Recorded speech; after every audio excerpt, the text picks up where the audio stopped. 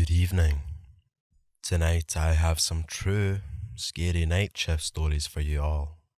So, gather round and listen close. If you work night shift, maybe try not to think into these too much. Number 1. I worked overnight security at a resort for a bit. Well, one night my co-worker calls me on the radio and says she needs my help getting these 2 girls. I proceed to the location she was at and she said that she saw 2 women enter the forest surrounding our resort. She said she called out to them that entering such area at this time of night was restricted. It was approximately 2 a.m. My co-worker said that they turned and glanced at her before proceeding into the woods. We jumped into the company 4-wheeler and made our way to where the women were headed.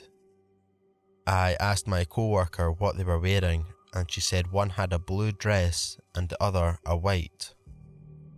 I stopped the vehicle and asked if she were sure due to the fact that these were thick woods, and in my mind it made no sense to why 2 women would be outside, let alone entering a deep, foreboding wooded area in dresses. I always avoided even looking at the woods at night because it made me uneasy. My co-worker and I drive around these woods for a good 30 to 45 minutes, calling their names and shining the spotlight everywhere. We found nothing. I asked her if she really saw something and she was adamant that she had, to the point where she was getting genuinely upset with me. We had a few cameras pointed to the woods, so I recommended we watch those to see the direction they could have gone. When we watched the cameras, you can clearly see my co-worker peering at something in the distance, and it even looks like she cups her hands together like she's yelling. The only problem was, there were no women there. My co-worker was in tears due to being so upset and she swore up and down that she saw 2 women. I spent the rest of the night scouring camera footage trying to locate these mystery women around the area of the resort, but nothing. My co-worker left the company shortly after. Luckily, I have never seen shit. Number 2. One of the creepiest things happened to me when I did my basic military training at Fort Leonard Wood in Missouri. Our barracks were old, dating to around 1950s or 1960s. Every night, a number of recruits were assigned to fire guard duty, which was essentially trying to stay awake for an hour and mopping the floor until the next soldier came on duty. The fireguard post for my platoon was at one end of the long hallway, directly under a set of speakers suspended from the ceiling. Whenever the drill sergeants made an announcement, you'd hear them through the speakers. This is how they communicated wake up and other instructions where they had to talk to the whole building at once. Usually these were communicated in blistering shouts, rendering staticky and nearly unintelligible as they blared through the ancient sound system. One night, about halfway through basic, I was sitting in a chair under the speakers trying to stay awake. The speakers crackled to life and I immediately perked up. Unusual for an announcement this time of the night, but it wasn't outside the realm of possibility. The voice was soft and barely above a whisper. A woman's voice said, "Private, get everyone outside right now." The comm line remained open with a low hum hissing through. The voice again said, "Right now, Private, everyone outside." Weird. Not weird that it was a woman's voice. It was a co-ed basic training and we had a couple of female drill sergeants. But for it to come across so softly was very strange. When the brown rounds used the intercom, it was in a full shouting voice. I headed down the length of the hall to where the 2nd platoon had a fire guard on duty, similarly situated. I asked him if he heard anything and got a negative response. I made a decision I'd chalk it up to my imagination and tiredness, and not risk having the entire barracks furious at me for disturbing their sleep in error. If it was one of the drill sergeants messing with me and I got in trouble for not waking everyone up, at least I'd be the only one getting smoked. Nothing happened the rest of the night, and I put it out of my mind until the very end of basic, when we had our 3-day field training exercise.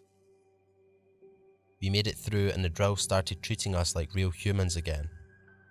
As we completed the last day of the exercise, which was a near 5-night march to the attack scenario, we all gathered around the fire. The drills got talking, then got to telling stories, then got to telling ghost stories about the base. My drill, Parada, a male, told the story of the first female drill sergeant on Fort Leonard Wood. Can't remember when it was, the 70s or 80s, but it was decades ago. Apparently, she faced a lot of pressure and harassment, as you can imagine. It was unrelenting and harsh, and apparently she couldn't take it. She'd hung herself from some exposed water pipes using her belt. A few years later, they'd plastered over the exposed pipes, so they could mount speakers there.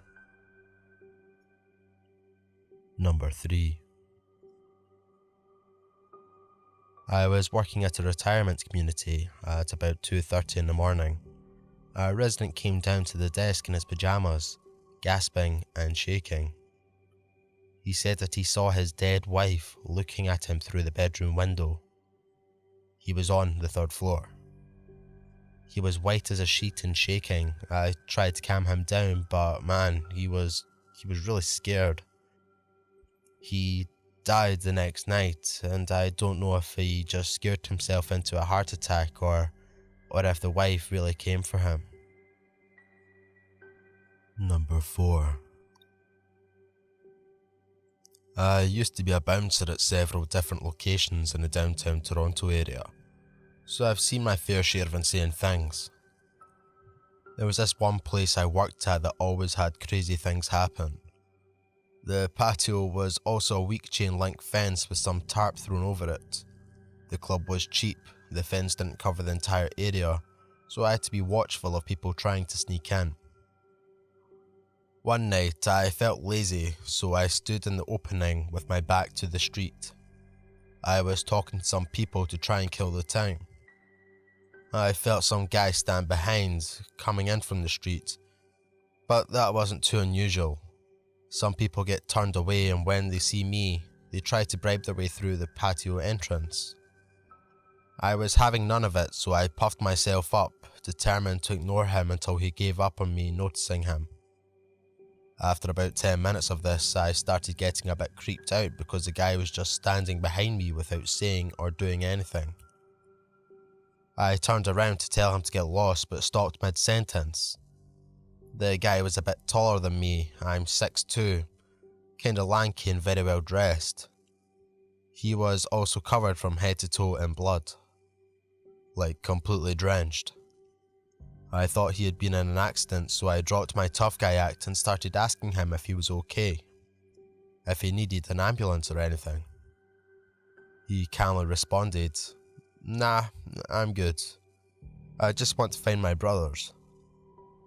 I was like, are you sure your brothers are here? He insisted that they were there, as they told him they'd be in X city, not anywhere near Toronto where the club is located.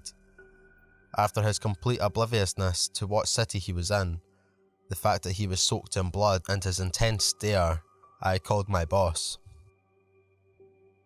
When my boss appeared, I gave a quick rundown of what had happened.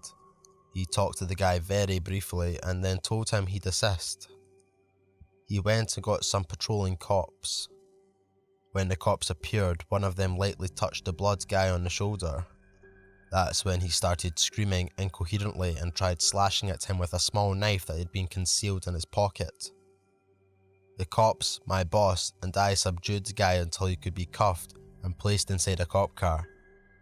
The guy was screaming loudly and struggling to hulk out of the cuffs, as the cuffs cut deeply into his wrists the entire time. To this day, I still have no clue what this was all about. Number 5. I work at a grocery store overnights, and a couple of months ago, something super weird happened. I went out around 2 AM to smoke and I saw someone sitting on a bench. I didn't really think anything of it. I figured it was just a hammered guy who was wandering around the town since there are a few bars down the street. I sat down and started to smoke and looked at my phone. The plastered guy screams at me and I lit my smoke. "Hey buddy, do you mind? My dog doesn't like smoke." I looked around confused and didn't see a dog anywhere. I told him, "I think your dog might have run off somewhere, man. I don't see a dog." He stood up and opened his jacket and he had a little pug in his jacket. I noticed he had a large kitchen knife sitting stuffed into his inside jacket pocket too. He started to pet his dog and baby talk the dog with very slurred words. I put out my smoke and decided I'm not going to die for smoking next to a dog. He started singing "Just Give Me a Reason" by Pink and walking towards me as I was heading back in. I just hurried back inside of the building. Well, I hope you enjoyed. If you are new and enjoyed, please subscribe, I would appreciate it. Be sure to check out all of my links in the description as well. And if you would like to submit a story of yours for me to tell, then send it to the address that has been displayed on screen up until now. So thanks for listening.